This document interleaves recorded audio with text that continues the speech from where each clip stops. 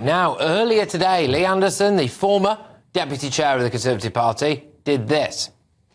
It is no secret that I've been talking to my friends in Reform for a while, and Reform UK has offered me the chance to speak out in Parliament on behalf of millions of people up and down the country who feel that they're not being listened to. So, I'm joined now by the MP for Reform UK in Ashfield.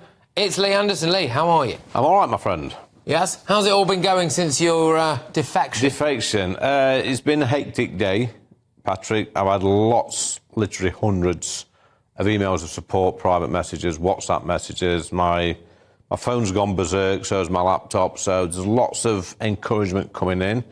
A call from my mother as well, who's watching this tonight. She's a happy bunny at the moment. And let me just say this, that it was my parents who had a big part to play in this. I know there are some idiots online saying that Lee Anderson's done what his mum's told him to do, but I think your mothers and your fathers give good advice, even when you get to my age, Patrick. Well, what were they saying? They were saying to me, Lee, we cannot vote for you while in the Conservative Party, but we could vote for you if you're in the Reform Party. Because they've lost confidence, you know. My parents were first-time Tory voters in 2019. They put their faith in Boris Johnson and the Conservative government and in me. But 4 years later, they feel like they've been let down, that the Conservative Party have not delivered on their promises, and they think it's time for change. And they won't go back to the Labour Party because they don't like Sir Keir. They don't like what Labour stands for, but they're looking for something else. I think the country now, Patrick, are looking for a different option. Have you been paid to join Reform? No, absolutely not. Not at all? 100%. So your salary... Don't be so ridiculous, Patrick. I'm not a mercenary. So your salary is your MP's salary, and that's it? Yeah, I'm a salary from GBNews. Because obviously, of course, yeah. But obviously there was talk online, wasn't there? I bet he's gone because he's been paid by Richard Tice. You know, I've had no money. I've took a gamble on myself. Reform Party have took a gamble on me. It's a gamble I was prepared to take. It's a gamble I think I'll win. It's a gamble that I need to win, and I need the British public now to gamble on me and the Reform Party. All right, now look, you were on this show on January the 3rd. Here we go. You've got the opportunity to explain what's changed, but this is what you said on January the 3rd. Not a proper political party, by the way. This is a company. Nobody elected Mr. Tice at all, but he's sort of spouting his mouth off, saying what a disaster this Stormageddon, what a disaster the Labour Party are. I shall be reminding Mr. Tice it was him that helped them got elected. Hardly anybody in Ashfield has actually heard of Richard Tice. He hasn't got that connection. All right, would you be willing to come on and have a clash with him tomorrow? I'll have a clash with him anytime.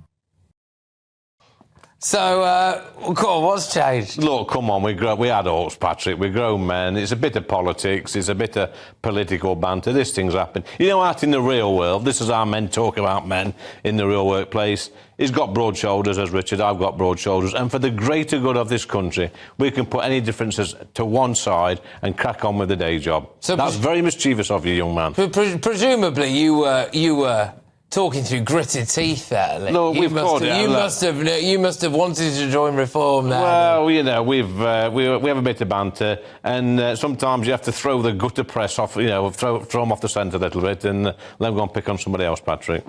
Should there be a by-election? Well, here we go again. So this is the nonsense I heard from some of the so-called journalists today in the conference. Look, we keep hearing talk of a May election. If I was to trigger a by-election now, that would mean a by-election in, 6 weeks, and then maybe a general election in May. Yeah. What a ridiculous scenario that would be. I think it's about 300 grand to have the by-election. It costs a hell of a lot of money, the taxpayers' money. And now, if anybody out there wants to pay for it, then come and knock on my door, and I'll think about it.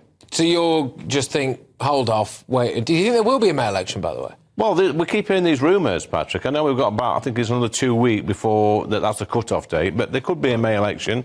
I'm not sure whether or not the Conservative Party will want a November election. We're going to have another summer of thousands of young men crossing the Channel every single week. That's going to wind the public up. Is that a vote winner? I think not. How did you tell Rishi Sunak? I didn't tell him. The news broke this morning on social media. My phone was pinging from about 6 o'clock this morning. I've had no contact from the party at all. I'd have thought at that stage maybe somebody would have given me a call to say, hold on, Lee, what are you doing? Have a think about it. Nobody. So nothing at all. The only contact I've had, in fact, I've not had no contact from the PM. Even when I lost the whip, that came from the chief whip. It didn't come from the PM, so nothing at all. There was a tweet that went out earlier on that was from a WhatsApp group, and it's the Home Affairs Select Committee WhatsApp group, which I think it was James Sunderland apologised for getting the direct. There it is. James Sunderland there. My apologies for what I've been directed to do, and then James Sunderland removed Lee Anderson. That to me indicates a couple of things. That clearly you've got support in the Tory party. There are rumours that other people are going to jump ship to reform with you. I'm not sure about that. But that's not the Home Affairs Select Committee WhatsApp group. That's probably the Home Affairs group. Okay. Which is two separate things. Fair enough. That's just the Home Affairs, full stop. Yeah. There is a lot of support. I've had a lot of, MPs contact me, some cabinet members. Do you think other people will go and join reform then? I'm not sure. I've not had that conversation with anybody, if I'm honest, Patrick. But more importantly, I've had literally hundreds of members from up and down the country support me. I know Conservative posted a poll, and I think it was 75% supported me, 25,000 signed a petition to get the whip back. There's a lot of support out there for what I've said. Could Sunak have kept you? So, we did a chat, didn't we, after the old Sadiq Khan issue blew up. And could they have kept you? I think they probably could. They could have tried to keep me. I think the problem is with the PM, who I think is a good man. I think he's a decent man. I think sometimes when you're in that position, sometimes it's far too easy to pander to the Bayern mob and try and make an example and come across as being strong and decisive. I think Keir Starmer's tried to do it recently with some of his MPs. I don't think it was the right decision, but at the end of the day, he's the PM. The thing is, you've done a lot for the Conservative Party. You've got to argue the Conservative Party's done quite a lot for you as well. Yeah, it has, right? It has. But I don't think many members of the public necessarily recognise this, but you were out a lot of the time. You were a kind of golden ticket for a lot of Tory MPs to go to their constituencies, to go to their Conservative associations, to turn up as the red wall made flesh, as it were, and deliver, right? And they've lost that now, haven't they? And do you they have. You just had Daniel Kaczynski on. I went to his association 6 months ago, raised, a couple of £1,000 for him, did a speech. Members loved it. Been doing that for 18 months, 2 years, been to about 100 different associations, raising tens of thousands of pounds for the Conservative Party and speaking and telling them about my Red Wall journey. But people might say, Lee, you've been a member now of 3 different parties. Yeah. Do you have integrity? Yes, I've got lots of integrity, Patrick. Also, wouldn't be on your show. That's one thing. But what I will say about being in 3 different parties is that my politics haven't changed. All I want, Patrick, is to live in a country which is safe, got police on the streets, where we control immigration, both legal and illegal migration. A safe country for, hopefully, if I ever have grandchildren, for them to grow up into, and to hopefully play my part in making sure that happens. And at the moment, I can't see the difference between the Labour Party and the Conservative Party. Like I said earlier today, I want my country back. I think we've given the country away to people that don't like our country. We're importing people, we're letting people come into the country that don't accept or adopt the British values, don't like our way of life, don't like our history, our heritage, our culture, and it just keeps happening and happening time and time again. And we've even seen it, Patrick, you've reported it on your show many, many times.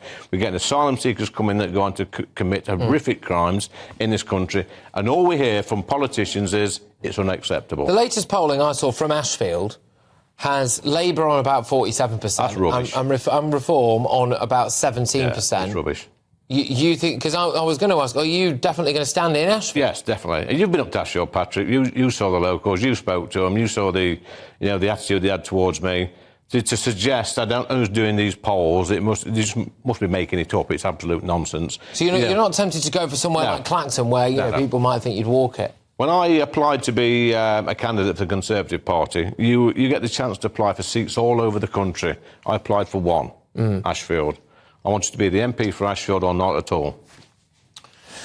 Are you at all concerned that you might now be about to destroy the Conservative Party? No.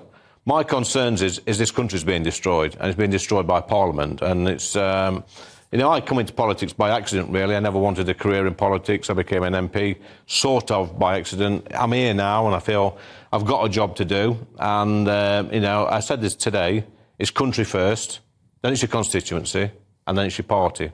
Now, if I've got a chance to make a difference and make this country a better place, you know, I'm not bigging myself up, but I'm in that place. I've got a voice. And you've noticed today, Patrick, on social media, through GBNews, the emails that come in. We've seen the Telegraph's done a poll. I think another newspaper's done a poll. There's a lot of support out there for what I've got to say. But sometimes these people out there in their millions, like their parents, get shut down on social media, and they feel like they've not got a voice. But they've got a voice. They've got GBNews and they've got me. And just finally, you're still not sorry about the old Sadiq Khan Islamist comments? No. I will never apologise. I will never surrender. All right, Lee Anderson, thank you very, very much. That is the new MP for Reform UK for Ashfield.